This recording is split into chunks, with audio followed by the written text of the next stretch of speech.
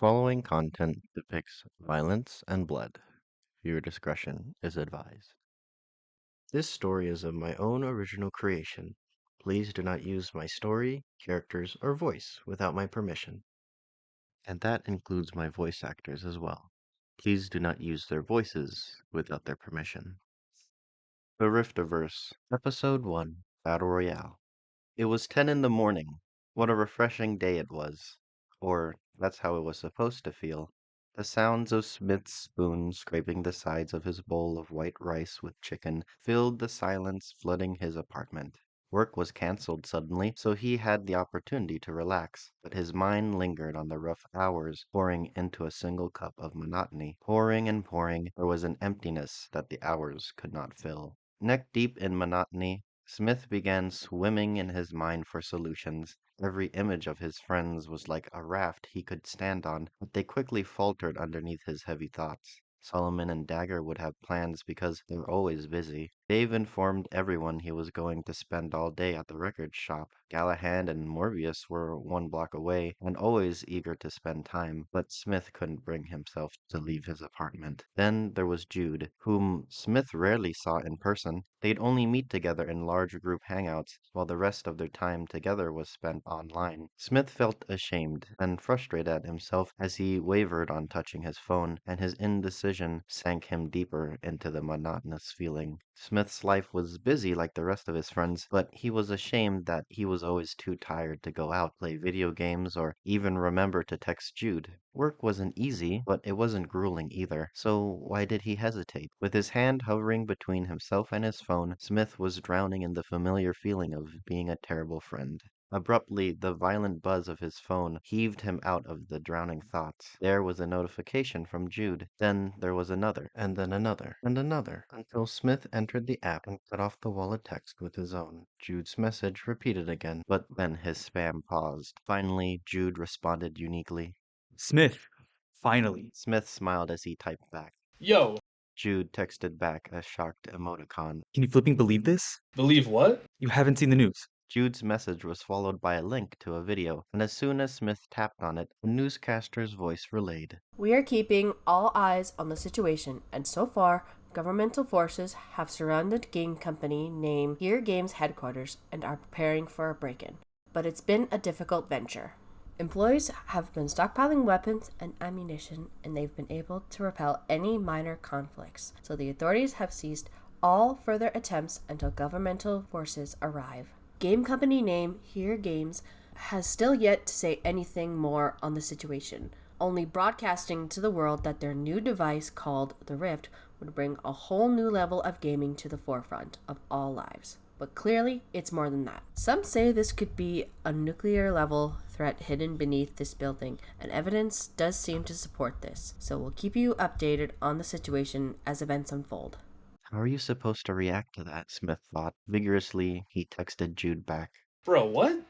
I know, right? GCNH Games are doing something crazy, as always. If they almost started a war to promote their last game, then they're up to something wild. Get into the group video call.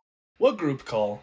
In our chat room, Solomon, Dagger, and Gallahan are already here. Murby says he'll be here in a minute, so give him an hour. And Dave texted back he's on his way home, so just waiting on you, mate.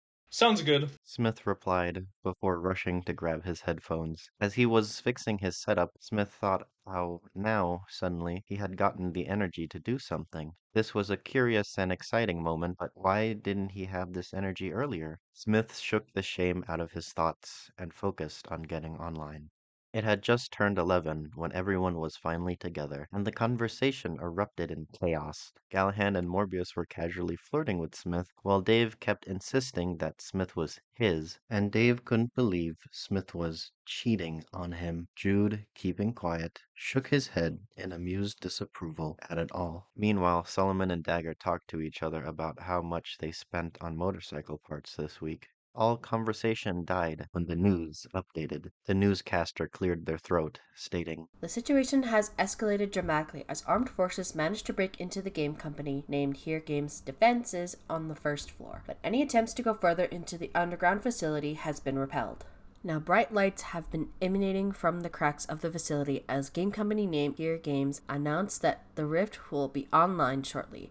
Who knows Everything Smith had known vanished. Brightness filled his vision with nothing, and the news, his friends' voices, not even the air made a sound. Was this death? He could still think. Was this the afterlife? Smith couldn't tell how long he was trapped in a world of no sensations. He waited until, eventually, a noise came from the void. The tune sounded serene, and it was comforting to hear something again. Then Smith felt the ground, which the physical knowing led to his feet, and then his torso, all the way up to his head. He could feel himself again, muscles bending and pulling as he saw his hands. Finally, color spread across his vision like paint being poured onto a canvas. The sky was blue. It was blue.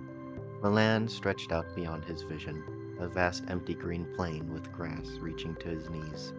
There wasn't a single cloud, but he could remember clouds now. Smith felt air lightly push against the hairs on his skin, like the grass beneath him. Every sensation was being experienced again. He was sensitive to it all, and for a moment, Smith felt renewed. He reached down, trying to touch the grass, but jolted back as a video game menu suddenly popped into view and hovered over his wrist no matter where he moved his arm. Instinctively, Smith reached to touch the screen and found it to be ethereal. He felt as though he could pass his hand through the menu like a thin sheet of water, but it held firm as he scrolled through the various options, many of which were locked to him. Smith's focus pinpointed on one of the options as he scrolled on by, a friends list. He clicked on it, and now the screen displayed a large list of people he knew. He spotted Jude's name among them, with an envelope symbol beside it. Clicking on it, the menu asked if he wanted to accept the invite. Obviously, Smith thought. Clicking yes, the world around Smith seemed to stop, then reverse in on itself, until Smith was again in the void. But this time, he felt there was a space he was waiting in. Looking at his wrist, the menu displayed the familiar circling symbol of loading before the environment around him repainted itself. Smith resaw the large plains he was in before, but uniquely, there was a campfire circled by seats. Smith saw Jude and Solomon already in conversation. Solomon smiled at the sight of Smith, and Jude smiled too, though his mask made it so that Smith could only tell by the joy in Jude's eyes. Solomon waved at Smith to come sit down, calling to him. We managed to figure out how to spawn in things. Check it out. Jude cheered as he pressed a few buttons on his own menu. A pair of sunglasses popped into existence and landed on one of the chairs. Jude upsettingly looked at it, confusingly muttering. That's weird. Thought I spawned in a ball. Solomon shrugged. We're still figuring things out. Smith nodded before looking around the place again. He turned to the two to ask. Where are we? Solomon opened his mouth, but was suddenly interrupted as Dave was painted into the scene behind them while doing a super silly dance that was familiar to them all. Jude squinted at Dave, stretching out a Yeah. before explaining.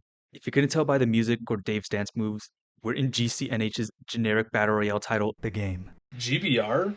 So we're living in GBR now? We're in a video game? Smith cried out. To add to the chaos, Gallahan painted in as well. He was going to ask the same question, but soon after, Morbius painted in. He let his presence known with a screeching scream. They all flinched, Gallahan turning to Morbius and sternly yelling back. Ah! What the shit, Morbius? Morbius laughed like a gremlin at their suffering. Dagger was the lucky one, painting in after the chaos, and asked the repetitive question still unanswered. Jude let out a stressed groan at it all, while Solomon finally had a chance to answer. Yes, they were in GBR.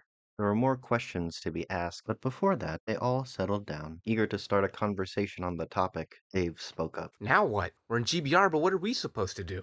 We play a match? Jude skeptically suggested. They argued and clamored at the idea until Dagger's voice stood out among them all, bringing focus to the conversation. We can't just jump into a match of JBR where the whole purpose is to be the last one standing. Can't we do anything else? Solomon looked at his menu and projected what he was looking at over the fire, like a film being displayed on a theater screen. Solomon explained. A lot, but it says all other options are locked until we play our first match. Morbius chimed in. If it's forcing us to play a match, then it's probably just a tutorial then. These types of games don't have a tutorial. Gallahan sharply retorted, but quickly added. It could be a practice match. Oh, with bots. We can handle a few no-aim bots. Jude proclaimed. Smith remained skeptical, asking. But can't we, die?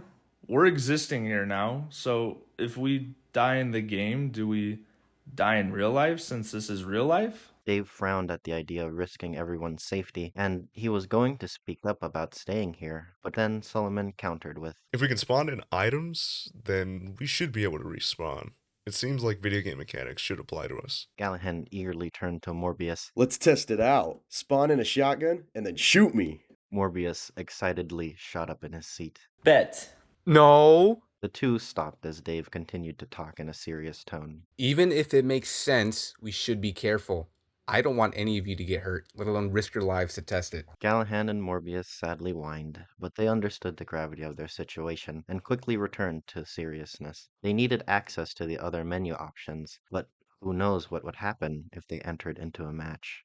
After much debating and seeing how much was blocked to them by not playing, they all agreed they had to. A lingering anxiety stayed in the group while they all readied themselves up to play a match, especially with the timer counting down above their heads. Dave was worried for everyone, still unsure of their decision, but he attempted to lighten the mood by asking, Do you think we'll see some of the characters in GBR? Jude looked to Dave and asked back. Like Jersey or Forest Finder? Callahan gave them all a surly, knowing smirk. Brother, Jane GBR, the baddie. Dagger and Dave nodded in solidarity, while Solomon responded in an exaggeratedly nervous and shy voice. Guys, I don't think I could talk to baddies. Instantly, the atmosphere lightened up with everyone playing along, making questionable comments, except for Jude. He was being a curmudgeon, as always. He rolled his eyes at the group's antics, mumbling.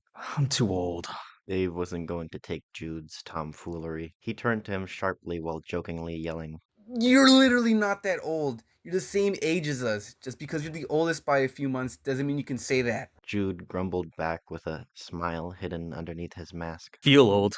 Having to deal with all your guys' trash. They all acted negatively to Jude's rudeness, ganging up on him with light-hearted annoyances and valid callouts about him. Jude chuckled at it all, despite growing frustrated. In one last defiant gesture, Jude tosses at the group the pair of sunglasses, which Dave managed to catch. The chaos died down, and while they all fell into casual conversation, Smith felt a communal belonging and joy. He loved having all his friends together, but the moment turned sour as he started to feel ashamed for his earlier indecision. Again, Smith felt like he was always missing out on these moments, and that he was a terrible friend because of it. This jumble of happiness and sorrow disappeared for a moment as a match was finally found. Soon, Smith saw nothing but a white void. Painting around him, the room encircled Smith in a tube with its walls coloring into the image of a map. He could instantly recognize the art style and some of the iconic location names from GBR. Smith took a step back and breathed. Everything was happening so fast, he could barely believe any of it. He was in a video game, one he'd followed all his life and adored to play with his friends. Speaking of which, where were they? Smith spun around in a frantic search, but they were nowhere in the tiny space. Smith looked down and noticed something under his feet. He stepped back, revealing a timer that counted down and a symbol of a muted speaker on headphones. I'm muted, Smith thought to himself. I must have stepped on it when I spawned in. Smith stepped on the headphones, and an explosion of his friends' voices boomed out, all laughing and chatting, as if they were in the room with him. Callahan complained to Morbius about something, and without context, sounded ridiculous. Dagger, Solomon, and Dave all chatted about the plan going forward. Jude wasn't talking, staying a silent listener. Smith spoke out, but no one responded to him. He looked back down, and in his mind, he punched himself. He forgot to unmute. He stepped on the symbol of the speaker, which was right next to the timer that now, unknowingly to Smith, flashed red. It counted down from 30 as Smith called out to his friends. Hello? Can you hear me? Jude chimed in for a second to call out Smith's name, acknowledging he was happy to hear from him. Dagger responded to Smith more directly. Yeah, we can hear you. Smith groaned. Bro, I muted myself. And with his admittance, they all began to gang up on him. They jokingly blamed and teased him. Smith bit back to stop them, just as the timer urgently reached 10. Smith asked, So where are we dropping? Wait, you couldn't hear us? Morbius asked back. Smith frowned. He replied back to Morbius in a tone that made it seem like he was asking the stupidest thing ever. No, Morbius. The others all tried to answer Smith's question in unison, creating an unpleasant jumble of voices, but Smith got the idea. They would land at Constellation Conurbation, It was their iconic sacred landing spot for all their GBR matches before, and now they'd take the constellation conurbation once again. Smith looked around the map until he spotted their target. He reached out to pick the location as the timer dropped to 0 and his vision went white. The landscape around him painted in, it all seemed crudely messy, as if he needed glasses to see, but soon the area around him shifted into a full scene of buildings that reached to the sky and cold gray concrete. Smith couldn't believe it and stood still for a moment to take it all in. Then confusion settled in as the buildings were familiar to him, but they weren't in the style of Constellation Conurbation's buildings. Apprehension took Smith once he realized what had happened. He ran out of time, and since he didn't pick a location, he was sent somewhere completely split up from the group. He had to find a weapon before someone found him without one. Already hearing gunfire in the distance, Smith bashed into the nearest building and searched every room. There weren't any guns lying on the ground, which was unusual for GBR, but slowing down, Smith noticed crates spread out in the different rooms. He knelt down to a crate and pushed the lid away. Rifling his hand through the packaging peanuts, Smith felt something in his grasp, then yanked it out. In his hand, he stared at the familiar GBR energy drink he grabbed. Smith softly cursed to himself. It wasn't a weapon, but now he knew he had to search through these crates to get anything useful. Standing up, Smith rose in place as soon as he heard glass shattering behind him. A bullet must have broken a window, he thought. His theory swiftly changed when he darted his head to the door and caught the shadowy glimpse of something running by. What was that? Was that a cat? Smith whispered to himself. GBR was distinct among the other games in its genre by adding animals into the game. Smith recalled all the silly moments he had experienced or the various clips and videos he'd seen of animals in GBR. The glass must have been some cat jumping through it. It wouldn't be the first time he'd have that happen to him.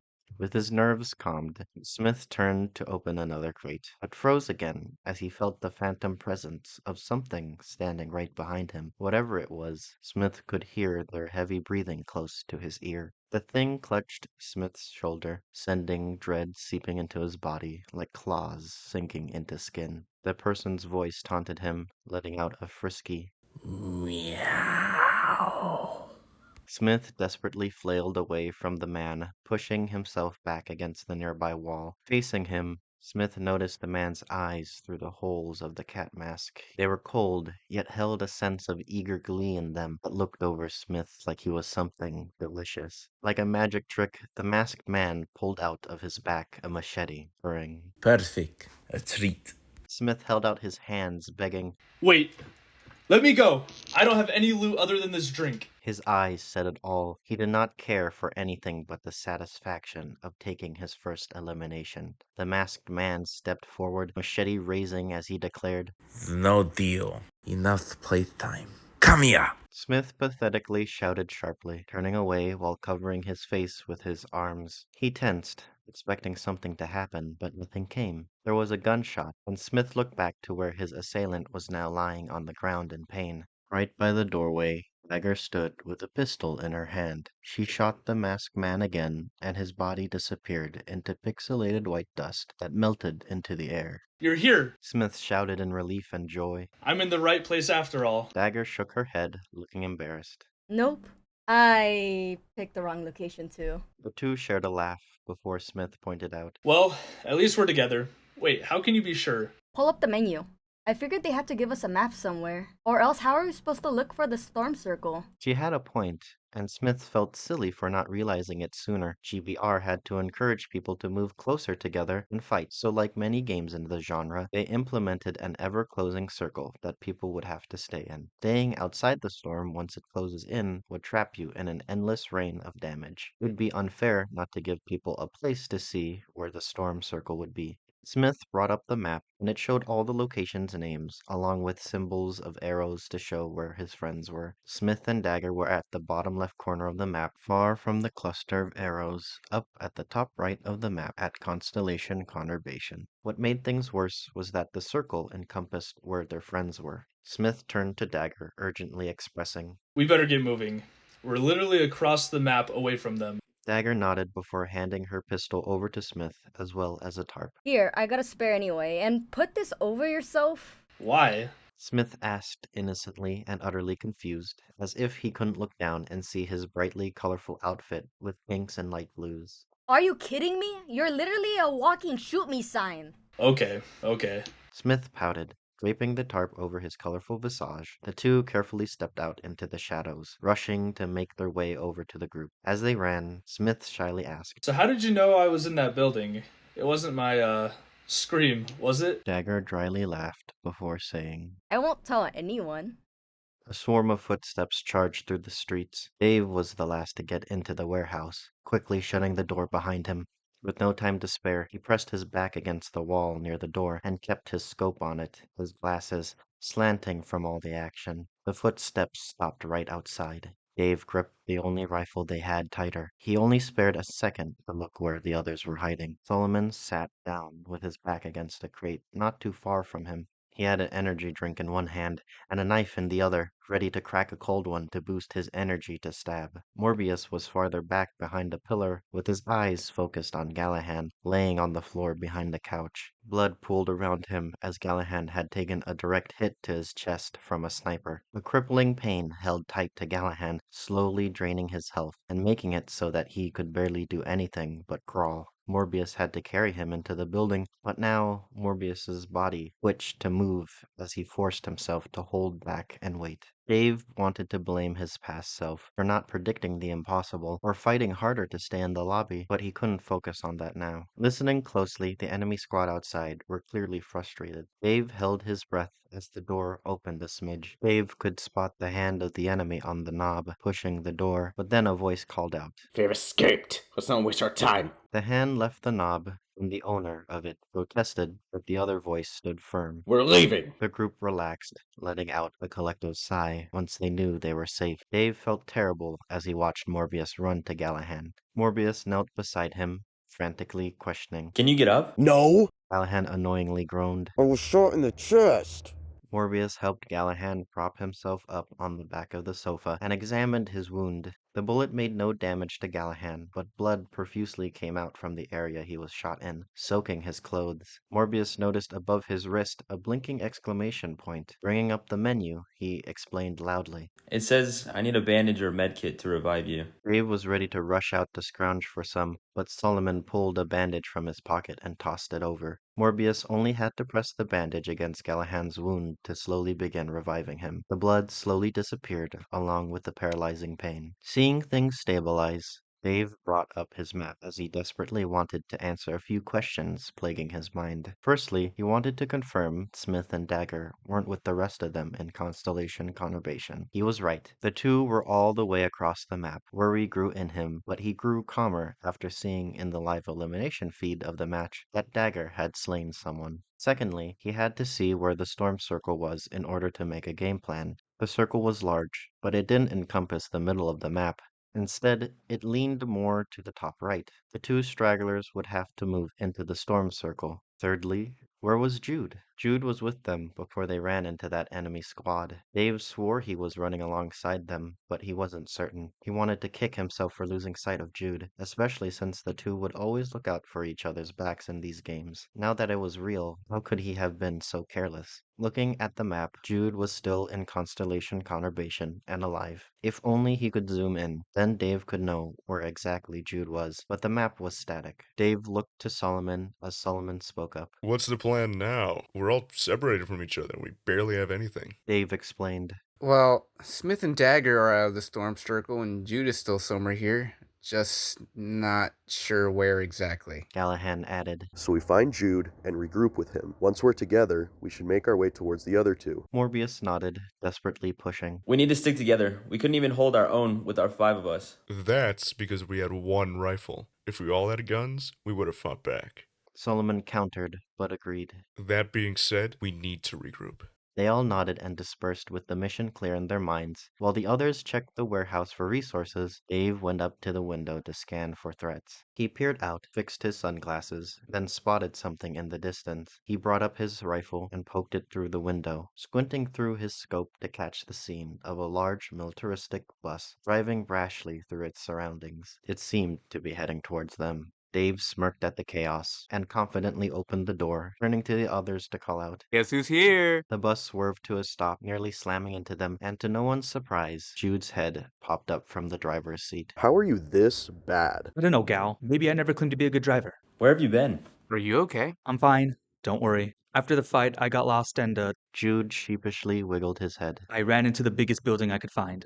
Dave felt relieved, so much so he felt he could relax. But he returned to his tense seriousness. He wasn't going to forget their mission. We've got to get out of here and find some weapons. Jude's embarrassment swiftly leapt out of him, replaced with pure excitement. So apparently, that building I ran into was a factory, and as it turns out, you can spend eliminations like currency. So let's just say I know a guy. Jude yanked the lever, opening the bus's doors, and a figure stepped into the empty space. The group stepped forward to take a closer look, all of them gazing up in a mix of disbelief and curious wonder. Dave raised his sunglasses and proclaimed, Hot damn!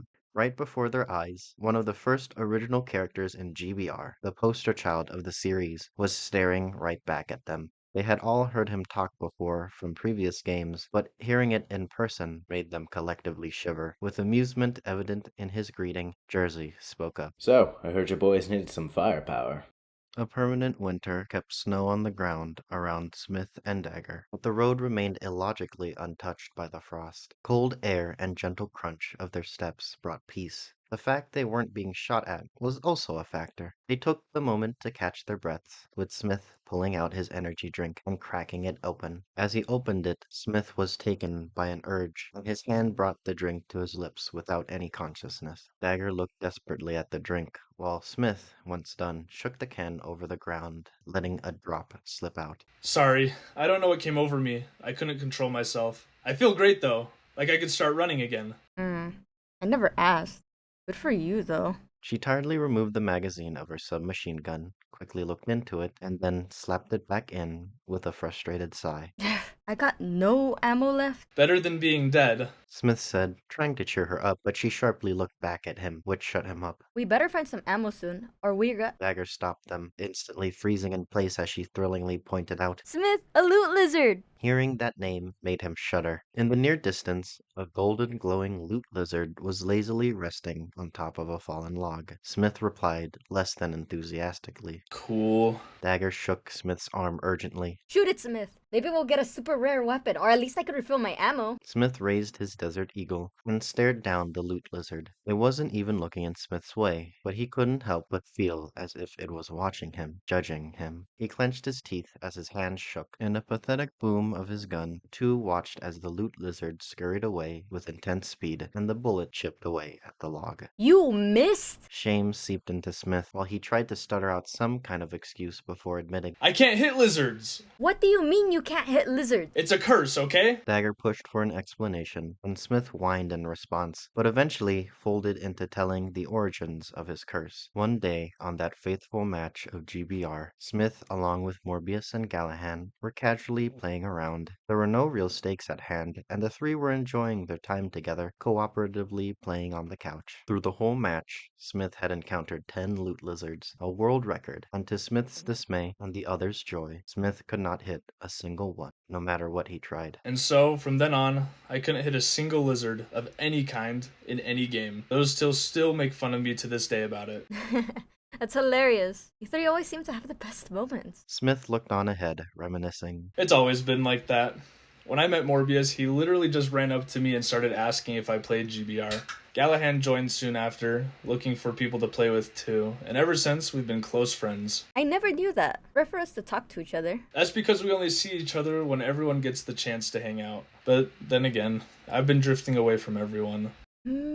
That's fair to say, but it sounds like you're being down on yourself. How much was he going to say? He wanted to be honest, but it remained congested in his voice. Smith didn't say how he felt like he was letting down everyone, or how guilty he felt for being so distant. He could only cough up enough words to ask. Do you think I'm losing touch with our friends? Dagger thought hard for a moment, then simply put out, No, you're just busy taking time for yourself. Not a crime. I just wish I had more time. Well, now that we could practically teleport to each other with a press of a button, you won't need as much time. Speaking of which, we should hang out more. Yeah, we should. Dagger smirked teasingly as she then said, I'd love to learn more about you, especially since Gallian and Morbius are quite attached to you. Smith threw up his hands. Okay. Look, Dagger, I don't know why they keep wanting me so badly. It's because you're good friends. We're all good friends like that. Good friends, Smith thought as a smile regrew on his lips. He looked ahead of the road with a hopeful stare. It's still hard to believe we're alive in this video game. Holding a weapon in your hand and using it feels strange here, like I've been doing it all my life, but it's still confusing. I hope we're not in any real danger. Or else. Dagger patted Smith's shoulder, keeping the words he couldn't finish buried beneath the surface. With some quick thinking, she pulled up the menu. Beside the map, there was a box with scrolling text, showing live updates on who has eliminated who. Dagger pointed out. The others are still on the map. As long as they don't run into this Duvain guy, they'll be fine. This guy's practically eliminating half of the lobby. Wasn't there like 500 people when we started? Yep, and now we're just down to just 100. The first few minutes of a battle royale are always deadly, but I didn't expect it to go so quickly. At least that means less people for us to deal with. Smith pointed to the more curved style arrow among their friends. Hey, what's that? That could be an AI for hire. Remember Jane GBR? We couldn't hire because we didn't have any eliminations to spend. I guess the others might have hired an AI with our elimination. That's a good guess. Looks like they're heading to Littleton. We're going to have to cross through the jungle, off the road to the right, if we're going to meet up with them. Along the road, the two found a car. It seemed functional, but they paused in their quest, spotting something on the road ahead. It was blurry and stood ominously, watching them. Dagger leaned forward to try to recognize the thing, while Smith muttered to her. Wait, what is that? Is that a cat? Dagger shrugged as the figure stepped closer, becoming more clearer to the two. Oh, it's a dog. Smith said, relaxed, before noticing more blurry figures coming up the horizon, growling. Dagger took a nervous step back, and Smith declared the obvious. That's a lot of dogs. Oh no, those are wolves. That's a lot of wolves. Blurring images of mushrooms that grew beyond the stretch of trees that surrounded them dragged on by while Dave stared out the window of the bus. Every now and then there'd be a crack in the forest that Dave could spot Littleton in the distance, along with the road leading into the town, the road that they were avoiding. The bus harshly jittered over a sudden patch of rough terrain, bouncing Dave up in his seat and jolting him out of his trance. His instincts kicked in, forcing his gaze behind him, over his shoulder, to find Solomon and Galahad arguing, while Morbius blankly stared at the two, without a single thought in his mind. Seeing as they were fine, Dave then looked to the front, where Jude was sitting, right behind the driver's seat, with Jersey driving. Jude leaned over, so his head was right beside Jersey's. He joked, You're a way better driver than me. That earned a smile. Jersey answered, Nah, I just got a lot of experience. Jude questioned with curiosity plaguing his gaze. Really? Are you just programmed with these skills? Actually, no. I knew how to shoot well, so I guess I was programmed with that, but I didn't know anything about driving. I've been for so many matches, though, that I've learned pretty well. How many matches have you been through? Jersey's smile fell as he kept his eyes on the road, but from what Jude could see, he saw a desolation in them as Jersey spoke quickly and plainly. I've given up on counting. It was an innocent question, but now Jude regretted ever asking. He felt ashamed, but he couldn't help it. He asked intrusively, What is it like, going from match to match? The feeling. As if he was preparing for this, Jersey answered immediately and dryly. It feels like a void. You're just constantly falling. I understand. Jude replied, knowing fully he couldn't actually understand what the feeling felt like, but he could guess. He could imagine the endless looping of his own days, passing by without any sense of time or purpose. Jude looked at Jersey, then everywhere around him, searching for the right thing to say or do. Aching to uplift his mood, Jude abruptly spoke out. You should teach me how to properly drive sometime. He earned a fleeting, joyful laugh from him. Sure, I can do that. Dave walked up and clenched onto the back of the seat where Jude was. He squinted at the path ahead of them, asking, Jersey, are we almost there to your bunker? It's just up ahead. Jersey pointed ahead at a small clearing in the middle of the forest, but to the three's surprise, there were already people there. They didn't seem to notice them yet, so they had the element of surprise. But Dave and Jersey were the only ones to have weapons. They couldn't fight them. The three discussed options until from the back, Morbius shouted out, Ram them! Callahan chanted along, followed by Solomon. Jude shook his head in disapproval, but if the bus was quick enough, they could catch most of them off guard. Then Dave and Jersey could finish the rest. Dave looked at Jersey, and he certainly didn't look opposed to it, so against better judgment, Dave started to chant with the backing chorus of the others. The man looked to his group, who were sluggishly looking around the place with no sense of purpose. Annoyed, he barked at them. Keep looking. We've been searching for hours, Levere. Let us rest. One of the members cried. Another sat down on the plush grass, taking a deep breath from running for so long. Levere rolled his eyes. Stop being so dramatic. There's gotta be a hidden entrance to the loot somewhere in here. Get to it. The group ignored Levere's commands and huddled together to rest in a nice patch of sunlight, forming a strong unionized triangle that refused to budge no matter how much Levere yelled. They tuned out his commands and focused on the soft breeze that managed to slip through the dense forest and abnormally large mushrooms, and the growing sound of an engine?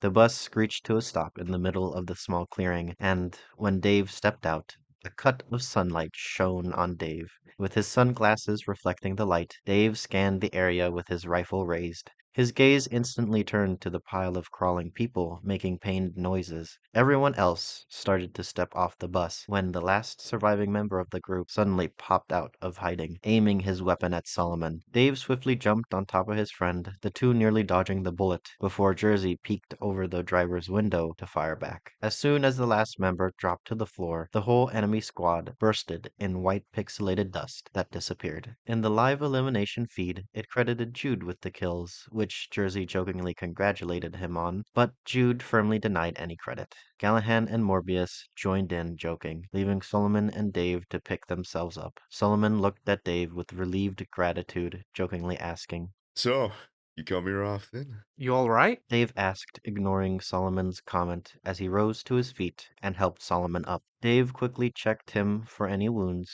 which Solomon found amusing. I'm fine. You alright? I'm fine too, just be careful next time. Solomon, not willing to give up, gently grabbed Dave's shoulder. Relax. You're stressing again. I'm trying to keep us together. We're keeping us together. You're putting too much on your shoulders alone. We talked about this. I remember. Dave said with finality. Solomon had to let it go. Alright. But I'm serious. Once things settled, Dave looked around the clearing, and nothing seemed to be out of place. Jersey knelt down to the floor to a rock stuck in the dirt. Dave knelt over Jersey, seeing his earthy hands claw out the stone to reveal a hidden panel underneath. As Jersey pressed his hand on the device, the group stepped back while the ground beside them shifted. The soft buzzing of gears sang in tune with the perfect square patch of land being folded to be replaced with a set of stairs. They all stared down into the coolly lit bunker while Jersey marched ahead of them. Jersey led the way, with Dave and Jude walking right beside him. The others followed closely behind, through the corridors of clean-looking metal that reflected their steps. They passed by various rooms, all of which Jersey explained, and Jude happily listened to every word. Dave half listened, with his other half focused on thoughts of Dagger and Smith and plans of what to do next. Jersey took notice, glancing at Dave with a knowing look, then turned sharply down a corridor to skip a large portion of his bunker towards their destination. Stopping at a gate, Jersey unlocked the room to reveal an armory full of shining crates. The group gawked at the sight, but with no hesitation, Morbius rushed to a crate and kicked it open. So excited, Morbius didn't see the cost hovering above the crate like a price tag, and simply bursted into broken maniacal laughter as he lifted up a hefty 12-gauge shotgun into his caring arms. Callahan opened his choice of crates, more mindful of the eliminations they were spending, and found an assault rifle inside. He turned to show off his new gun to Solomon, but they paused as they recognized the identical weapons in their grasp. They looked up at each other and smirked, nodding in solidarity. The three began ranting about their new weapons, crowding around each other, so Jersey showed them where the shooting range was, leaving Dave and Jude alone in the armory. Dave walked over to the largest crate in the armory, but as he tried to pry it open, Price above the crate flashed red and yelled at him with a loud, squeezing buzz. 5 eliminations, Dave read. He quickly checked the live elimination feed, counting quickly. 2 left. At least Smith and Dagger are proving they can handle themselves. A shame we're stealing all the money for ourselves. Dave looked around briefly before stepping to a particularly large crate that he felt was calling to him and was within budget. Carefully, he pushed the lid over and he gazed down in marvel at the weapon's beauty. He felt the power in its weight as he picked it up, but it was also not so heavy as to hinder him. He lifted the scope up to his eye and found the zoomed image to be precise in detail. Gripping the weapon, it felt solid, and he placed his old rifle away, proudly holding up his new sniper rifle. He looked lovingly at the weapon, crying aloud. Where have you been all my life? In that crate, apparently. Jude jokingly called out to him. Approaching his friend, Jude held onto the barrel of a pistol and offered the grip to Dave. Take it. I doubt you'll be stuck sniping all game, so better have a secondary. What about you? Dave asked as he took the gun. Find anything? Jude cheered as he reached around behind him and magically pulled out of his back a pair of pistols. These beauties. What should I name them? Dave thought long and hard, because after all, this was a very big deal. The left one looks like a Viper. Oh, you're right. Jude's eyes seemed to sparkle as he looked at his guns. She's definitely got a bite.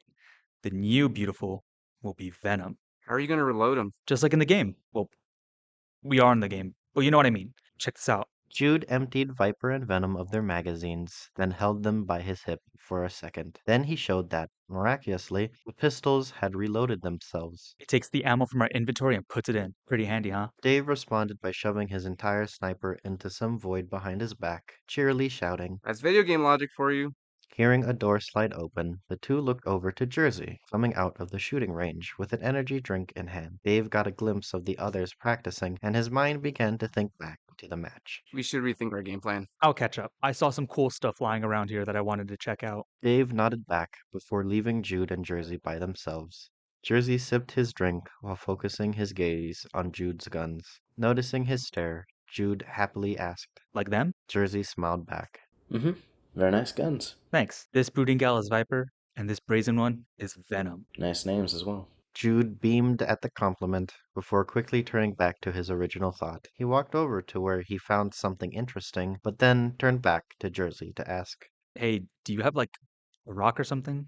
Meanwhile, in the shooting range, Dave gathered the others into a huddled circle with the map in the middle, the image suspended in the air, laying flat as if there was an invisible table. Everyone pointed and spoke their minds, while Dave quietly plotted. He took note of everyone's positions. Smith and Dagger were in the jungle area of the map. Meanwhile, their group was right underneath Littleton. The storm circle had shrunk, forcibly pulling everyone closer to the mountains of the map. They were safely in the circle, but Smith and Dagger would have to keep running northeast to reach them. Morbius cheered. Great! The jungles are just barely in the storm. We can meet up with them there. We're right below Littleton. Let's just grab the loot real quick. Solomon argued. Callahan argued after. I mean, yeah, more loot would be useful, but we're stacked. That being said, I'm not sure we can meet up with Smith. Cutting through the mountains on foot would take too long, and going by road would force us to pass the mountain factory. Seeing as it's a named location in the middle of the storm circle, someone's probably set up defenses there. Dave opened his mouth to speak, but an empty can smacked the back of his head, and he turned to look into the armory, spotting Jude in the far back. He was knelt beside some sort of boxy device that stretched out on the ground, while Jersey was standing nearby. Jude embarrassingly looked away at Dave's curious glare. Quickly, Jude clicked a button on the device to shrink it down to fit into his palm and stuffed the thing into his inventory. Sorry, what did I miss? Debating on regrouping in the jungle or checking out Littleton. Jude looked confusingly at Dave. Isn't Littleton right next to us? Yeah, but we need to stick together. Arguments turned into shields, and points turned into spears, as the group got lost in a looping battle with no clear winner. Dave sighed, getting infuriated, partially by his friends, but more so at their situation and indecision. He had to calm down and think of a solution, one that would put them back on track. They wouldn't be able to save each other if they were warring with one another. Like a distant horn in the middle of a battlefield, Dave's senses peaked the call of something. There it was again. Dave shushed the group as they all settled, staring up at the ceiling where Dave was looking. The thumps turned to steps, marching to a steady beat that kept the pace measured perfectly. Callahan spoke what they were all thinking. Footsteps. Dave smirked. And Lord, they won't take another. But how are we going to get out of here? We can't come the way we came in. They'd surely spot us before we see them. Jersey answered quickly. If there's a ladder of a bunker that comes up a chimney into Littleton, we can sneak up on them there. Jersey, lead the way. Let's head out. Dave said while signaling to the rest to follow. The sprint to the ladder wasn't far, but the trip up certainly was. Looking up the tube, Dave could only see a bit of the ladder before the light shining down overwhelmed the view. He tried to get on, but there was a group situation happening. No, stop it. Let me go first. Callahan said with little patience running thin. Solomon chuckled in amusement and annoyance as his body clashed with the others. Just back off and stop trying to get on when I am. Move! Morbius yelled before screeching, then laughing too in annoyance. Dave could see Jude getting tired of the other's tomfoolery. He knew either Jude would be disappointed and wait, or, seething in frustration, take matters into his own hands. He couldn't help but grin as Jude marched over to the entangled three and shoved them all away from the ladder. Dave watched him eagerly climb up, followed by Jersey soon after, as he saw the opportunity to escape as well. In fact, Dave too rushed to take the opportunity and left the three behind to settle whatever mess was to happen. Nearing the top, Dave reached out his arm and felt a pair of hands help yank him up. He was pulled out, now able to see it was Jersey who was helping him, and managed to dust off the grime that coated his clothes. Keeping low to the roof, Dave peered over to spot the blur of something in the center of Littleton. He took out his sniper, laid flat on the ground, and squinted through the scope, which he didn't need to do at all, but it felt right. A large, organized group of robots hauling crates out of the buildings were marching all over the center of Littleton. Dave recognized the classic GCNH AI models they used for placeholder characters, with their claw machine-like hands, large rectangular bodies, and their one eye. But these robots were different. Their eyes were glowing purple, not red. That must mean they've been hired by a player, yet he couldn't see anyone from where he was. The AIs worked like ants, bringing crates off somewhere. There was an objective they were all diligently working towards. Dave lowered his sniper just as the rest had finally caught up. Solomon quietly asked in Dave's ear, What did you see? Nothing good.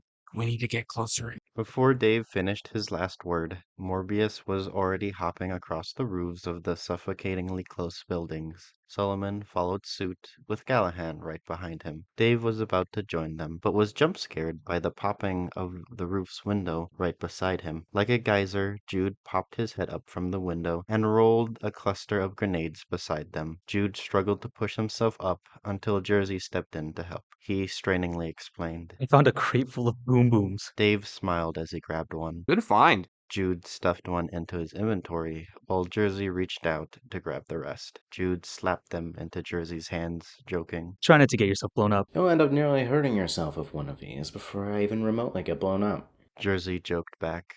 Solomon, Callahan, and Morbius debriefed their findings to the others as soon as they arrived. They still found no players within the group, but they did find that the AI were taking the crates over to these cargo container trucks and loading them up. Checking the map, the road they'd be leaving on would lead them straight to the mountain factory location named on the map, to which Callahan boasted about being right. Jude urgently whispered, We can't let them make their way back to their base. If they do, they'll have an infinite amount of resources to just stay there. We can't let this issue turn into a bigger one down the road. We have the upper hand now. Let's take them on. I can go and destroy the trucks while you deal with the rest here. I'll go with you. Jude insisted, but Jersey turned him down. There were so many AI bots scrounging around in the center that it'd be better for Jude to stay.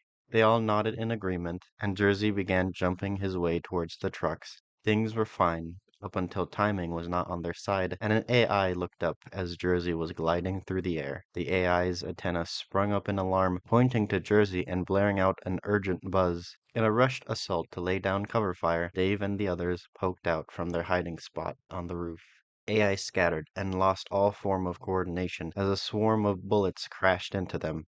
Some ran into the cover of houses, while others quickly dropped their crates, opening them to use the weapons inside. With the element of surprise, the group had started off strong, but they underestimated how many there were. It seemed after one was eliminated, two more would suddenly pop out or walk into the street to return fire. The AI horde grew more vicious and abundant as the fight raged on, teetering to a balance. Jude was reloading Viper and Venom when he heard something beside him. Looking to his side, Jude urgently crawled back as a mass of AI had climbed up the wall and was trying to spill themselves onto the roof like foam rising above a cup. Jude looked beside him to Solomon, shocked, and shouted panically, They can climb? I guess they can climb now? Chalk it up to video game logic. Solomon carefully aimed his rifle at the horde as he demanded. Boom, boom. The two nodded in mutual understanding. Jude pulled out his grenade and began counting down before, in one swift coordinated move, the grenade was thrown right in the heart of the AI swarm. Solomon blasted the grenade, sending the AI flying off the edge if they weren't already blown to scraps. The roof's wall was left unscathed, and the two peered over the edge to pick off the remaining AI. As they dipped back into cover, Solomon laughingly admitted, I didn't think that would work. Jude nervously laughed with him. Yeah, I'm glad the walls also have video game logic. The fight continued to drag on, but the balance soon dropped to their favor again, and the AI started to cowardly scatter as the fight came to a close. Eager to finish them off, Morbius, Galahad, and Solomon dropped down to the streets to chase down and eliminate the remaining robots, while Dave stayed on the roof to snipe, and Jude picked off any of the AI left that tried to reach them. Tons of robot remains were all over the streets when Dave and Jude dropped down to the three to regroup. The five celebrated, while Jude seemed anxious. He looked down a street, rushingly asking, Where's Jersey?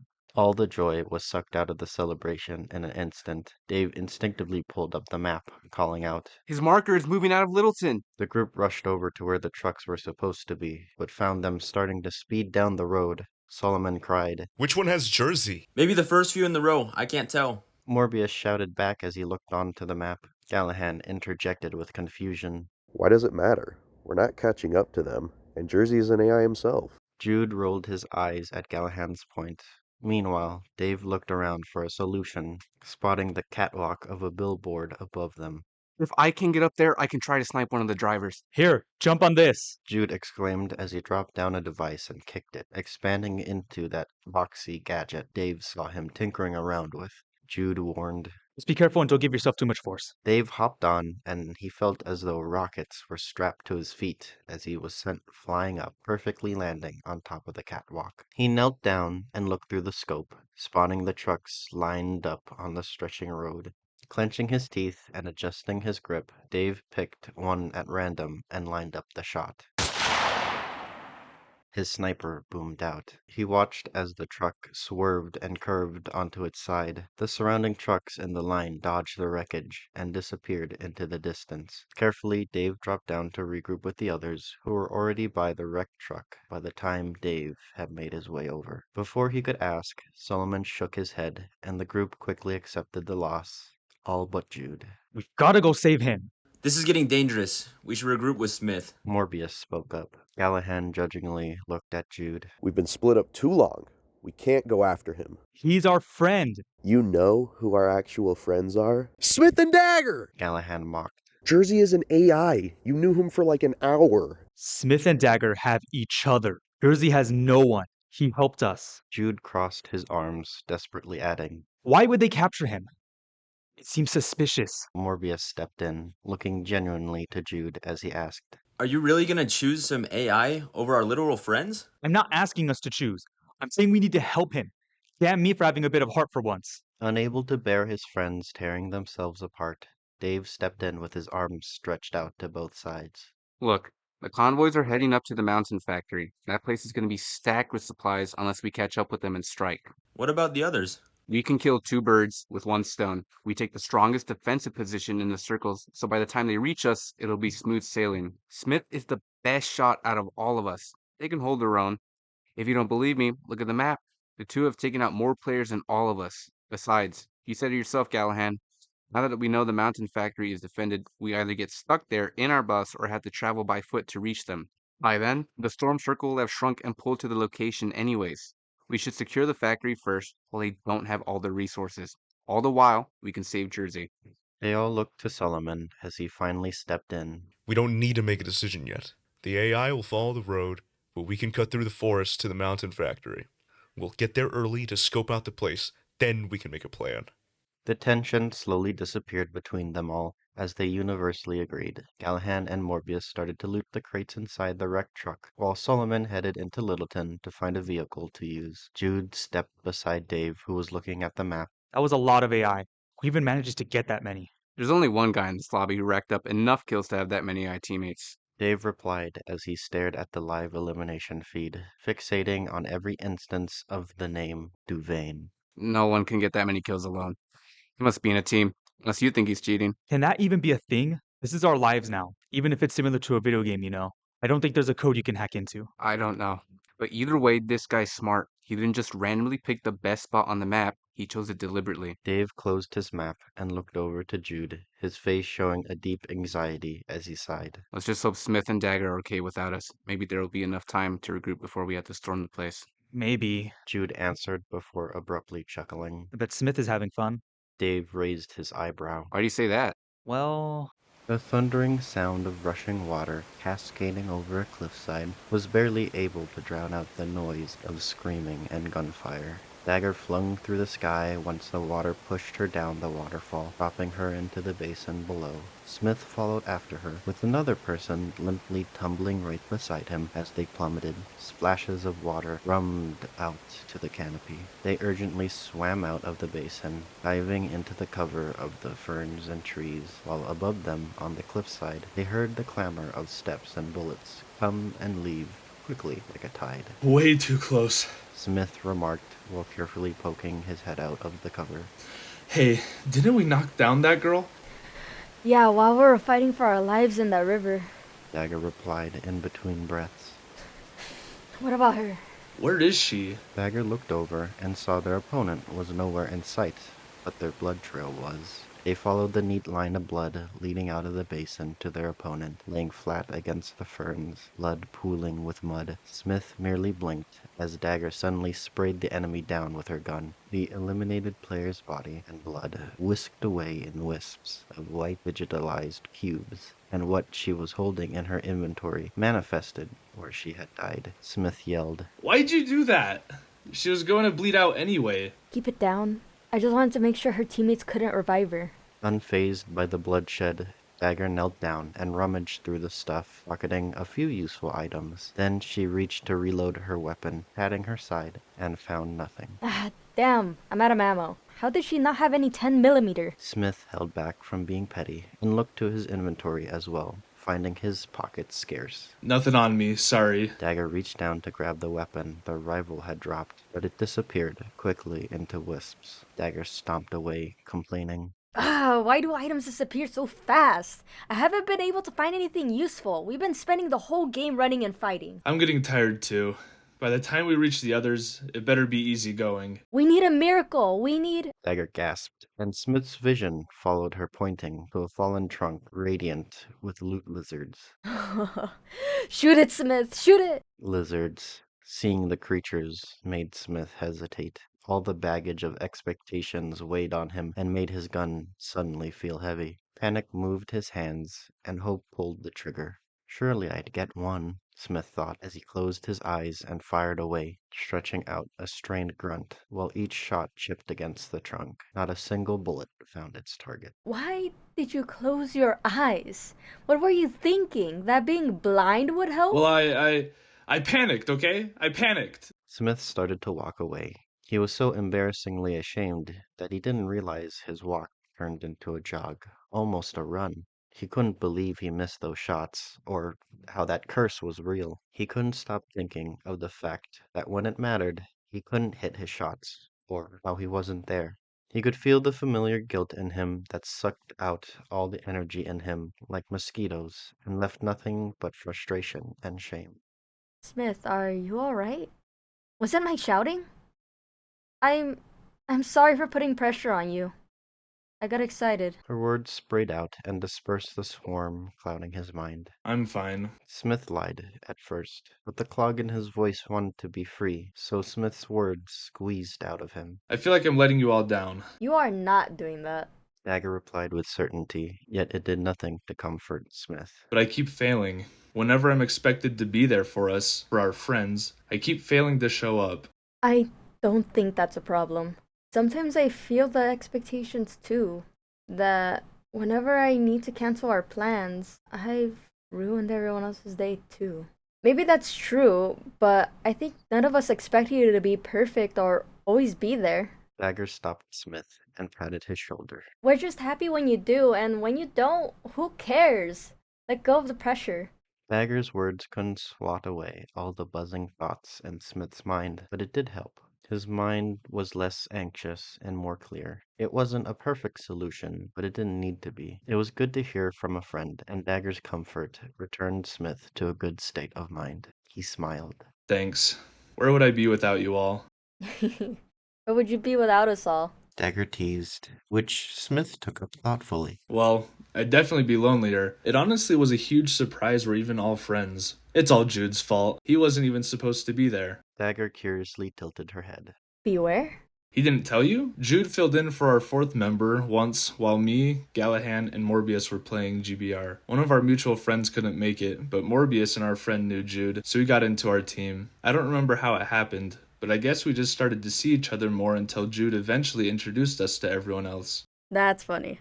That's sort of how he joined us. Jude was a friend of Dave's, and then Dave introduced us. From there, he integrated with us so smoothly. I never thought about it until now. That is sort of similar. The two had unknowingly traveled so long that the mud on their outfits hardened. Taking a moment to rip off the dry chunks, a thick bundle of ferns beside them rustled. Two stepped back, shoulder to shoulder, while Smith suspiciously whispered to her, "What is that? A cat?" The ferns began to shake violently, like cheerleaders' pom-poms, before the thing hidden in them jumped out. Smith was right. It was a cat. It was small, the size of a large toy truck, and had orange fur with black stripes. It looked up at the two with curious blue eyes, then strode over to them, brushing its body against Dagger's leg. Smith sighed in relief. Finally, something that's not trying to eliminate us. Aw, as if this little guy could ever get us eliminated. Dagger cooed while sweeping the cat up in her arms. She scratched gently behind its ear, and the cat responded with content purring. Smith didn't love cats as much, but still found it cute. He was biased, though, since they were both gingers.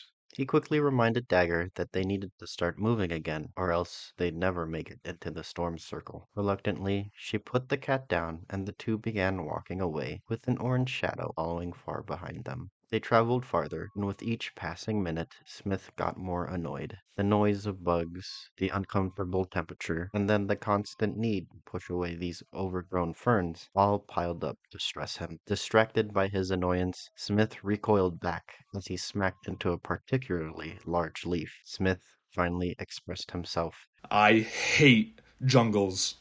I didn't want to bring it up, but why do you hate jungles so much? You've been pissed since we first got here.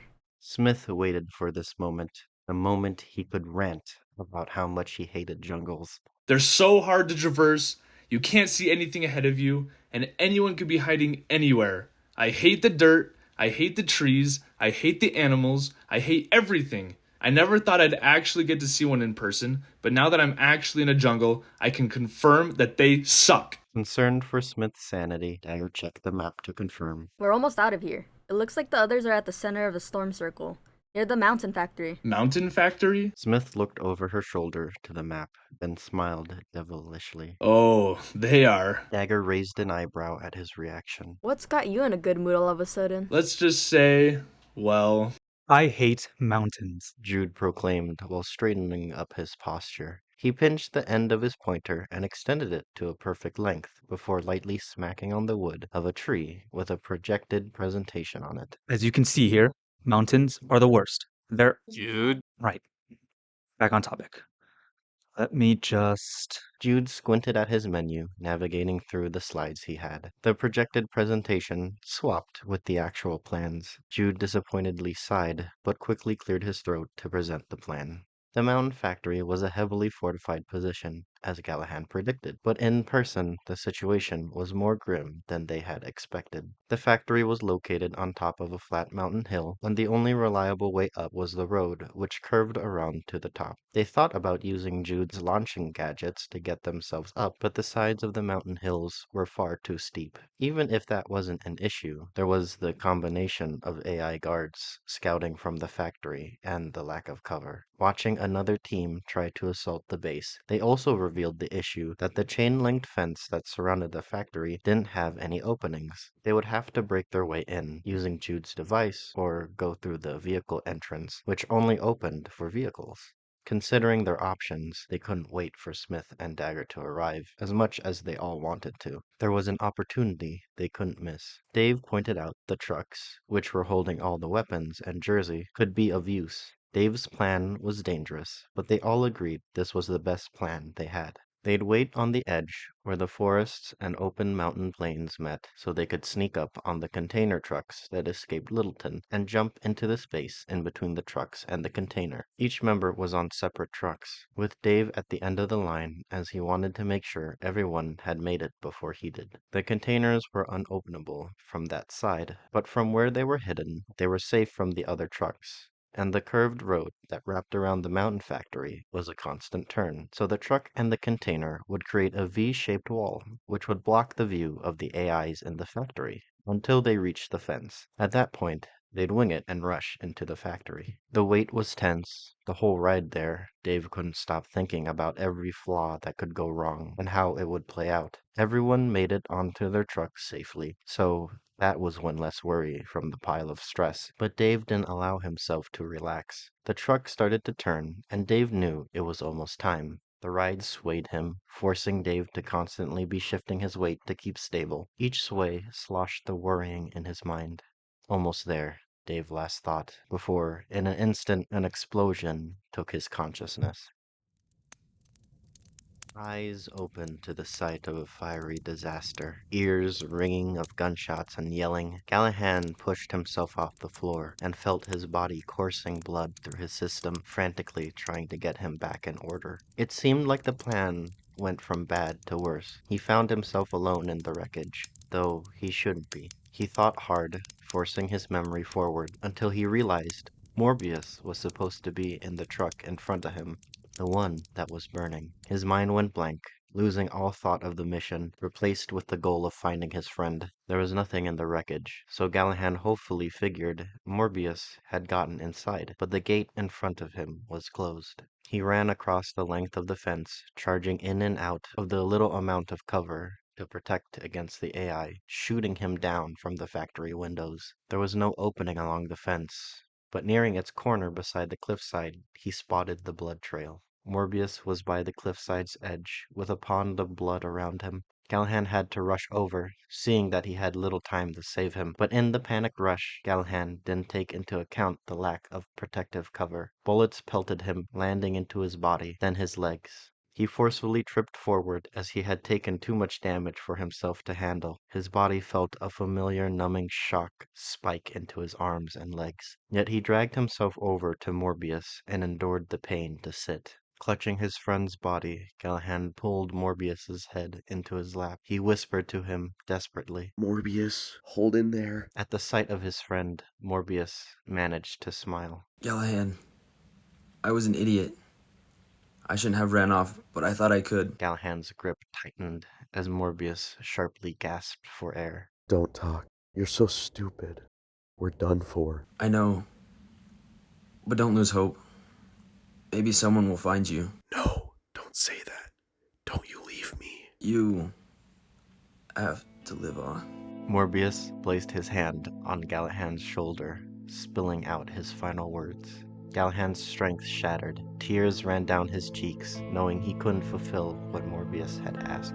He could feel the shots he received growing in pain. Each hit was stingingly numb, and his energy was draining. At least the AI had stopped shooting at him, for whatever reason. Galahad didn't care, as he watched Morbius's body turn to pixels that sifted through his hands and carried over the cliffside, heading towards the open air. Galahad's tears fell until they began whisking away with the winds as his whole body was consumed in light, and he'd soon join Morbius.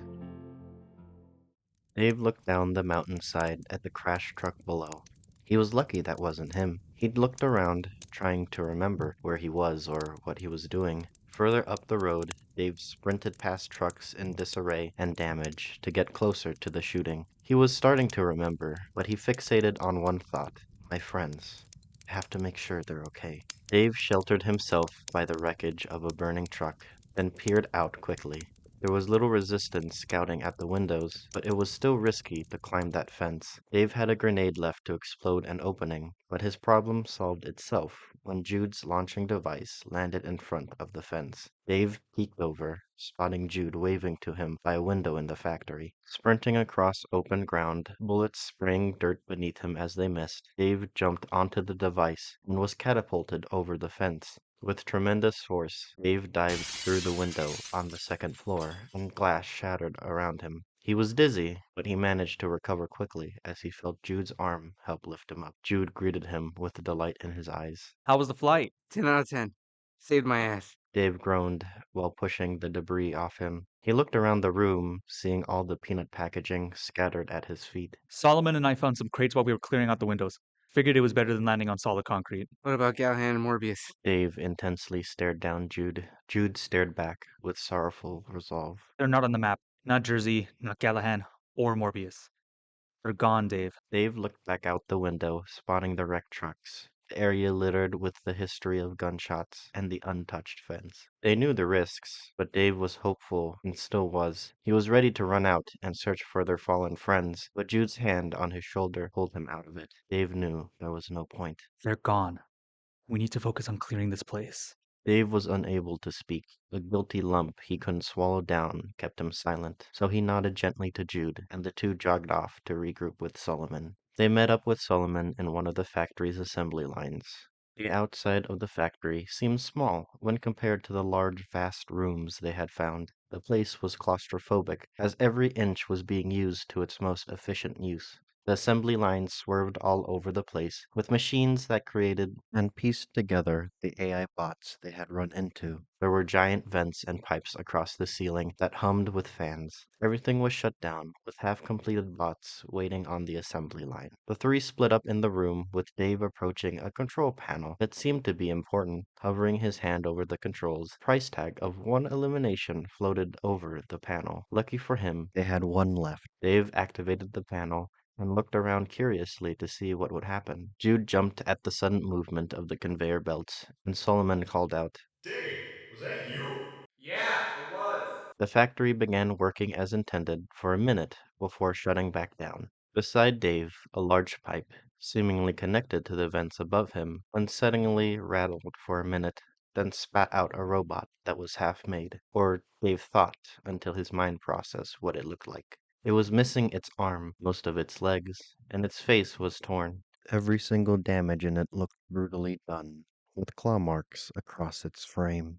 The robot's eye faintly blinked red, and it looked up at Dave before pleading in a warped voice. It's here. The factory came to life, and Solomon again called out to ask if this was Dave's doing, but his answer was returned once the AI on the assembly lines came to life and started to shamble towards them. Dave swiftly surveyed where his friends were, noticing Solomon being forced to retreat through an exit, while Jude fought his way through a swarm of AI to reach another exit. Dave looked back at his situation and watched as the AI got distracted by his robot companion, piling on top of the defenseless thing and tearing it apart. At least it gave him a chance to run to another exit, but the bots weren't going to let him go easily. Dave frantically ran through corridors, searching for his friends, while the sound of the AI coming after him was always a room behind him. Dave sprinted into a room and saw Jude enter from the opposite side. Dave hardly had any time to even smile before Jude yelled, Dave! And something tackled him. Dave smashed through a window and plummeted down onto the first floor. He felt the stinging force of the impact, but that didn't slow him down. He pushed himself onto one arm and drew his pistol. The shot ended the battered AI's energy, leaving him safe.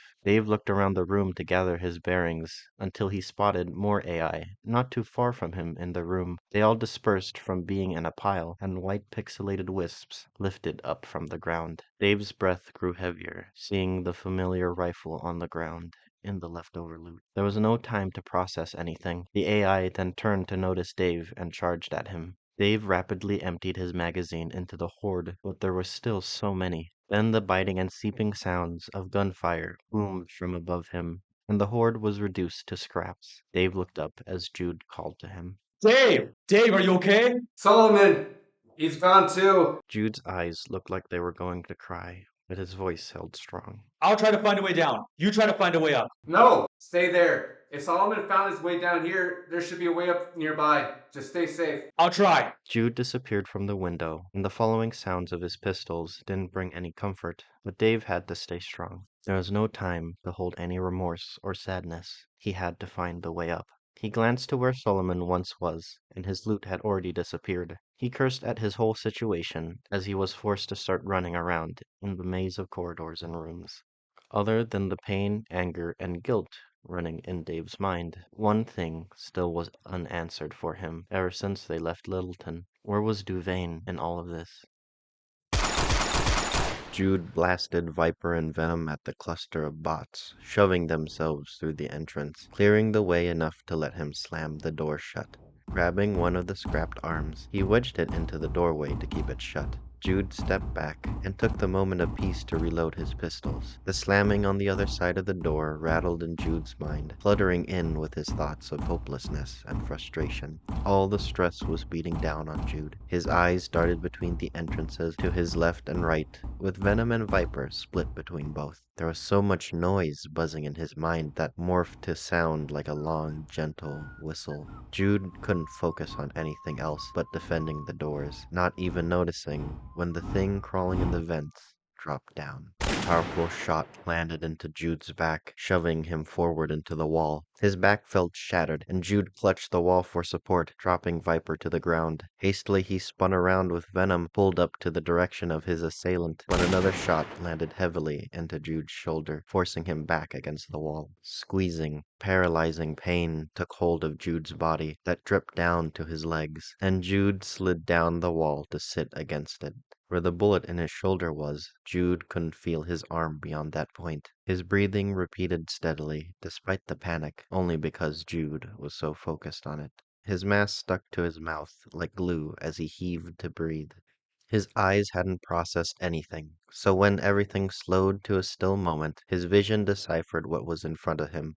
Kneeling down to his level, a large humanoid lizard with void-colored scales stared at him with striking eyes that shimmered a purple glow. It didn't breathe or say a word to him, only studying him with a whistling crawling through the silence. The character wasn't unfamiliar to Jude. It was a skin in GBR people could buy and play as in-game, like Jersey, called Scaled Scout or something like that. But this one, Jude instantly knew it wasn't an NPC. There was something about it that made Jude recognize it wasn't an AI. It was Duvain. A skin. I didn't realize people could still wear them, Jude rationalized. He tried to laugh off the unsettling situation he was in, which sent pain to his chest. Jude grunted out. Damn. You must be Duvain. I'll say. You got me good. Duvain didn't respond. What did you want with Jersey? Jude stubbornly asked. Duvain was emotionless, which frustrated and unnerved Jude, but he didn't want to let this thing have any satisfaction. At least you didn't get all those supplies. Sucker. Finally, Duvain showed some emotion with his actions, as it pushed the edge of his claw into the wound on Jude's shoulder. Though the area was numb, Jude felt the sharpness spread like a corruption, starting from his shoulder to the rest of his body. Duvain's threat was brief, but it left Jude whimpering and gasping through gritted teeth. Eliminate me, you coward. Jude goaded, but Duvain stayed motionless, with the thing's mouth slightly open to show its razor teeth. Jude wasn't scared, though, as he knew his time was running thin. He sharply whispered back, Fine. Watch me bleed, you sadistic. Jude's body jolted in paralyzing pain. The pain skewered his sentence, and now Jude barely felt like he had any energy to speak, so he defiantly glared up at Duvain. Time was growing shorter, and all he could do was sit there, powerless. The whistling grew more comfortable, yet louder, like a calm symphony, while they locked gazes. preternatural and frigid. Duvane's eyes held them in suspension, waiting. Yet for a moment, Duvane's glowing eyes grew warmer, and Jude's eyes reflected the warm purple glow of Duvane's. Jude grew tired, unable to keep his head up, and looked to the wound in his shoulder. The sound of footsteps and whistling grew distant, as from his wound, bright white pixelated dust floated away as if there was a breeze, and soon Jude's vision was filled with nothing. The last thing Jude remembered hearing in the match was the rushing sound of footsteps. Minutes of searching. When Dave finally found the stairs up, he sighed in relief as he nearly passed them in his franticness. Dave was sprinting up onto the second floor when a pistol shot boomed out, followed by another. It wasn't the stinging sound of Viper or the seeping sound of Venom. The shots were heavy and powerful. Dave had to find Jude. He brought up the map and never lifted his eyes off of Jude's marker while he ran. Even when the marker left the map with the live elimination feed showing the truth, Dave still held on to hope. A soft and distant whistle came to Dave's ear and quickly disappeared as he entered the room in time to watch Jude's items disappear on the ground. He looked to the doorway where Jude had jammed it shut. It was still shaking with AI behind it, trying to get inside. If that didn't take out Jude, what did? He couldn't bear thinking anymore. Dave collapsed in the middle of the room on his knees and cried.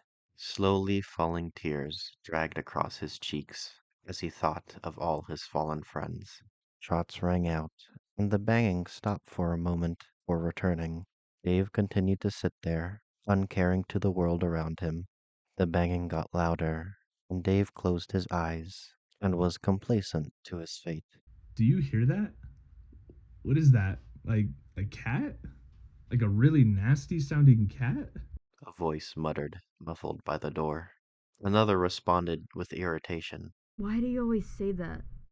The door crashed open, but Dave didn't care until he heard the two's voices more clearly. Dave looked over and rose to his feet, regaining a surge of energy at the sight of Dagger and Smith. He rushed over to clutch his friends into a hug. You two made it! The others. She looked around the empty room to try and disprove the information they had gotten from the live elimination feed, but when it didn't, she turned to Dave. Are they really gone? Dave's tears said it all, but Dave wanted to say more. He needed to carry this failure on his shoulders. It's my fault. I thought I was protecting us, but I only brought us into danger. That can't be true. Smith defiantly spoke up. Dave yelled back, making the two flinch at the harshness. I failed them. I failed us. You're just going through survivor's guilt. You can't blame everything that has happened on just yourself. There had to be things out of your control. Smith nodded along. You shouldn't blame yourself. Our friends are gone, but we're still in this match together. There's still a chance they're somewhere. Respond. Let's avenge our friends. Dave still held a sense of sorrow and regret, angry at himself, but now he retook hope into his grasp. He took every negative feeling and swallowed it up, nodding back to the others with resolve as he declared. Alright, let's win this whole damn thing. Where's Duvane? Asked Smith. Dave admitted while he pulled out his map. I don't know, he's still in the factory. The storm circle has trapped us in here. Putting their heads together, Dagger suddenly chimed in eagerly. Hear me out. The storm circle is trapping us in the factory. So the best spot to go next would be somewhere you could easily escape from the factory. Dagger's thoughts popped to Smith's brain like conducting electricity. So you mean the storm has to eventually move away from the factory, since it can't just envelop the whole map. And because of that, the best place to be camping would allow Duvane to leave the factory without needing to run around this confusing maze. Dagger agreed to Smith's explanation, but Dave topped off their idea with the answer, sharply speaking with confidence. The roof! Racing against the storm circle's clock, the three sprint in a tightly knitted line in search of any access to the roof. Dagger turned their attention to the roof access stairs once they had found them, and the three shuffled up. The storm circle phased through the walls and anything in its way as it began to shrink itself. It was like looking at the side of a glass of water, if the water was replaced with a red air that occasionally flashed with zipping lines of electricity. Being the last in the line, Smith had to press against the inner railings to squeeze by, being painfully tickled by the crackling electricity. When they had reached the top of the stairs, the three found themselves in a small space where they caught their breaths before exiting onto the roof. Dagger breached through the door, then, just as fast, a shot was fired. Dave dived into Dagger and pulled them behind a large, boxy vent, while Smith hid behind the door. Smith returned fire, leaving Dave's space to catch a glimpse of a blur of something dashing behind another vent across from them. Dave looked over to Smith, who looked back at him with waiting curiosity. Dave then looked to Dagger, ordering. Go right. We'll cover you, then we'll circle him in once we're all in place. Dagger nodded, then sprinted across the open rooftop as Dave and Smith fired at Duvane's position, bullets clinking against the vent. Just out of his vision, Dave could spot Dagger giving a thumbs up. At the next signal, Smith dashed across next to Dave as Dave emptied his pistol of its magazine. Okay, where do I go? Smith asked eagerly. Dave took off the sunglasses and pointed them to Smith. Here, take these. What? Why? Because you'll need the sun out of your eyes to get the winning shot. Dave smirked. You're the best out of the three of us. We'll distract him while you line up your shot. Hesitantly, Smith took the sunglasses and stared at them with uncertainty. Dave, I don't know if I can. Yes, you can. Dave cut him off and reached over to grip Smith's shoulder. Just slow down, focus, and aim. In fact, Dave pulled out of his inventory a powerful-looking sniper rifle and some ammunition, placing it in Smith's possession, then looked to Smith with resolve. Smith replied with a confident nod and wore the sunglasses. Dagger laid more cover fire, while Dave rushed off to the left, encircling their enemy's position. Smith was ready with the sniper, waiting for the others to close in, but Dave rushed ahead of the plan with no weapon in hand. They called out to him, asking what he was doing, but Dave didn't respond. By the time Dave got to Duvane's position, he stopped and stared at the empty space in the opened vent. Flashbacks to where Jude had been eliminated came to him, realizing how his friend was slain, and he looked to the others in fear. Dave was too late.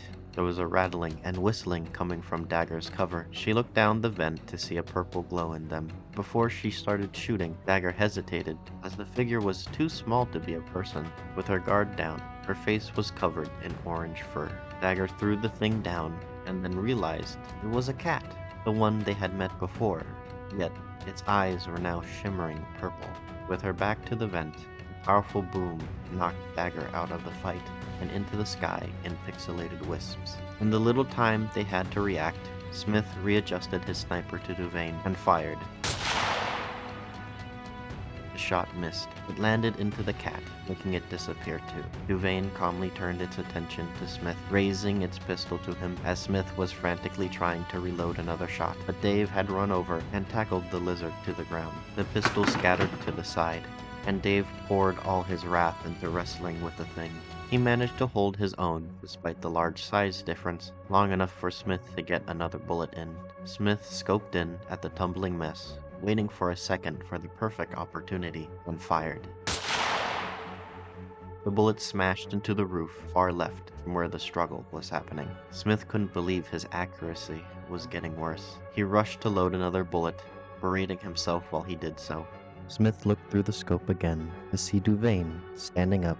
His pixelated dust blew away in the whistling wind. Dave's items scattered on the floor beneath Duvane's feet, and it turned to look at Smith, its shimmering purple eyes instilling fear through Smith. He had to slow down for a second and breathe. Smith mentally took a step back, focused on his opponent. Then he realized something. Without any hesitation, Smith fired, and the shot missed the lizard completely, instead perfectly hitting into the grenade at Duvane's feet. The thing's visage was engulfed in the explosion, leaving nothing left of the lizard once the fire had disappeared. Smith slowly stood up and looked around. Triumphant music played, and Smith's menu alerted him that he had won, but it all felt empty. When the adrenaline rush suddenly stopped in Smith, he was filled with all the paused emotions in him, and he suddenly cried. All his friends were gone. He stood there alone. Everything Smith had known vanished. The sorrow, the shame, the emptiness, the tears on his face, the world. Everything disappeared to nothing.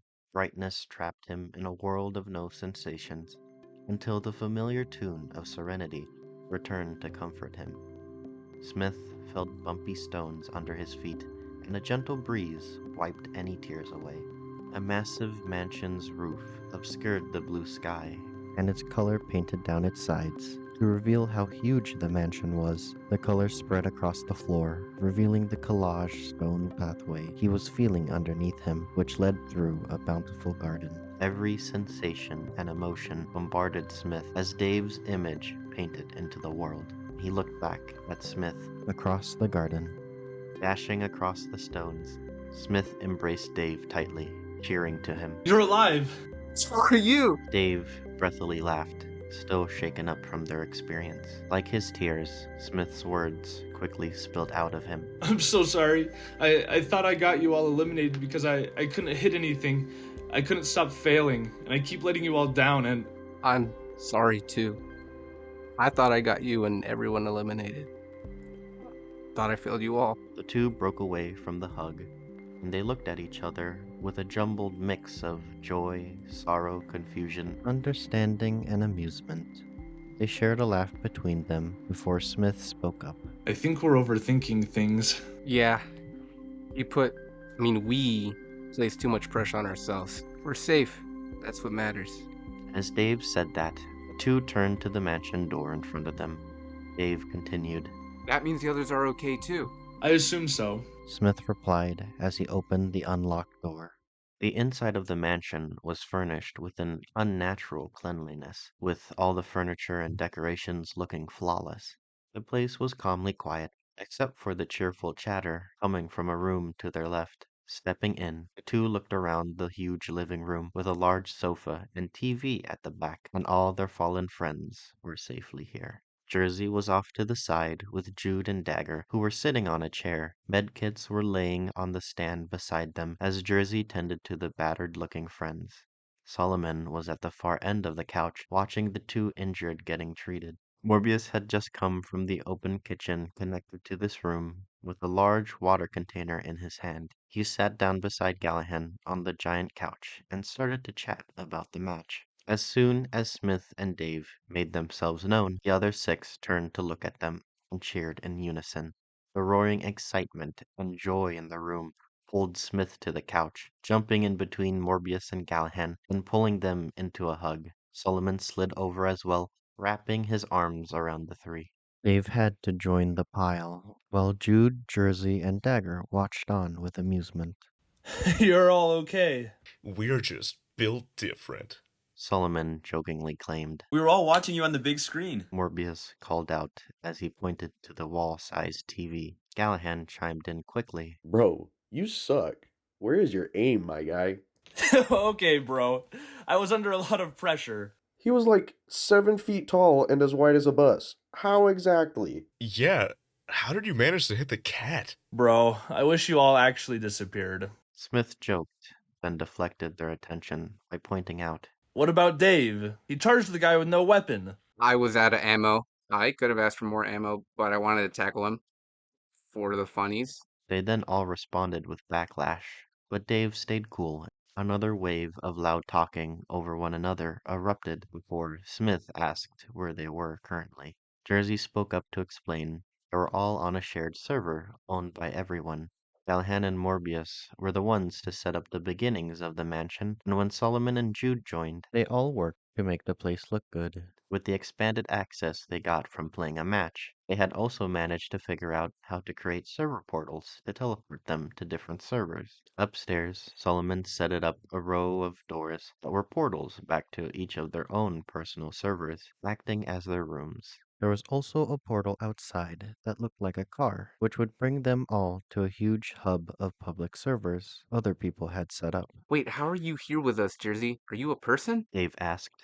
Jersey thought for a moment before answering. I'm definitely not like you guys. I don't have a menu to access things. Normally when I get eliminated, I just get placed into another match, but for whatever reason, I spawned here instead. Whatever the reason is, we're glad to have you here, Jersey. Dagger said, while Jude nodded his head in agreement. They all briefly welcomed Jersey to the group. Then Smith asked, This place is big. How long did it take to set this all up? Abruptly, Jude looked at Smith with a giddy look in his eyes. He cleared his throat and replied in an excited, commercialized tone. Long enough for me to set up a 4-season-long sitcom following the everyday ridiculous events of a human, frog, and butterfly demon as roommates. Wow, that sounds amazing. The rest of the group smiled along at the joke, except for Morbius, who looked genuinely confused. Morbius looked between the two, bafflingly asking, What are you two on about? Jude looked over to a wall of the room, as if there was a camera there. And you can check out the first episode for free in the description. Click the link below right now. I'm clicking it. I'm clicking it so hard right now. What are you all on about? What is happening? Laughter followed chaotic banter. It was a refreshing atmosphere. Though the sun never settled into the horizon, felt like the ending of a day. Sweet sounds poured into the mansion, filling the emptiness of time. There was a shared camaraderie among them all, and not a single one waned on the thought that they weren't together as the best of friends. The end of the Riftiverse, Episode 1.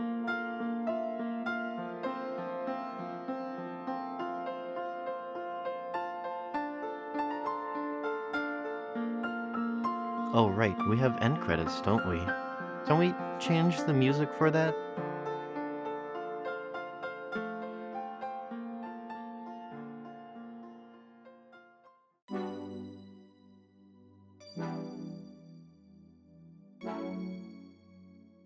Okay, give me 1 second.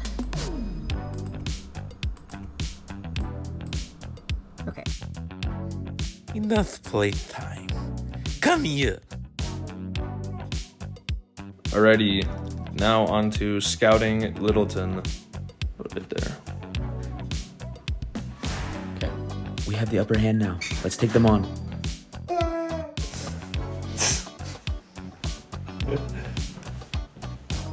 I didn't want to bring it up, but why do you hate jungle so much? You've been pissed since we first got here.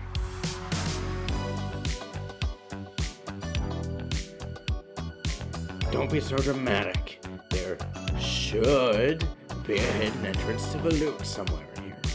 And is being a human a compliment?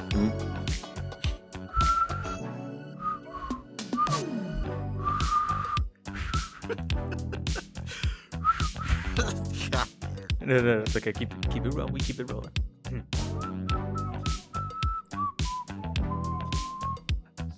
Go. My bench. I don't know. He's still in the factory. The storm circle has trapped us in here. Oh, shit, it's such a scroll. Wait, did I miss one? Look, oh no. That one's okay. And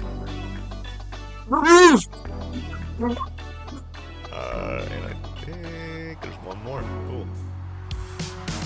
What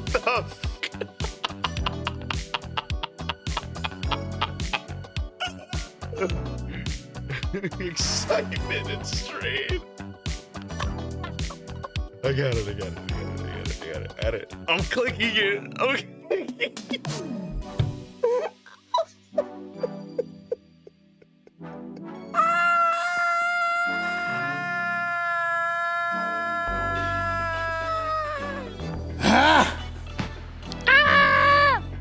Alright, Monsieur Justin. I don't know how you want this to go, but like... Ah!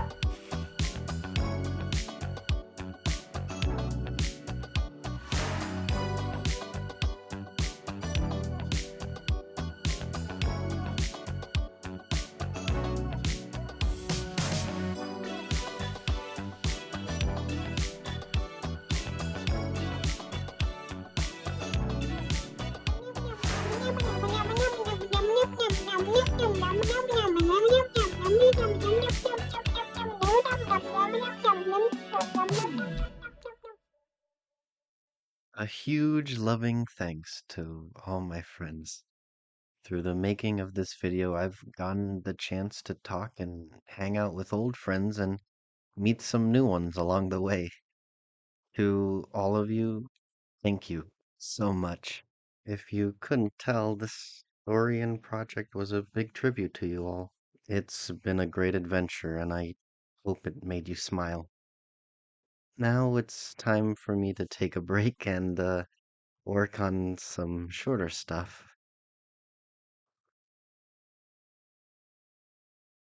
Jersey lightly pressed Jude's shoulder, and Jude's body responded, by suddenly tensing up.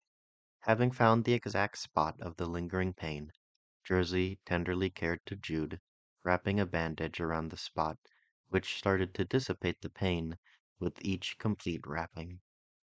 Dagger watched on, curiously, waiting for her turn, before a thought crossed her mind. Dagger broke the silence, asking, Hey, Jersey, how did you get eliminated? Jersey smiled at the thought, simply explaining how he took himself out with his own grenades. Jude amusingly looked at Jersey. I told you to be careful with your grenades. To be honest, it's your fault we got into that mess. Jersey stopped for a moment and looked back at Jude with the same teasing look. How was I supposed to know you were all there? I was trapped in the back of a truck. Might as well take over supplies with myself. And a few of our friends, too. Like I said, it's his fault, which is pretty human of you, despite your AI-ness. And is being a human a compliment? Depends. Jude joked back. I don't think so. Ignore him. Jersey took up Dagger's advice and swapped over to tend to her wounds. A quick "Hey!" from Jude and a chuckle shared between the three kept the mood light as they were tended to.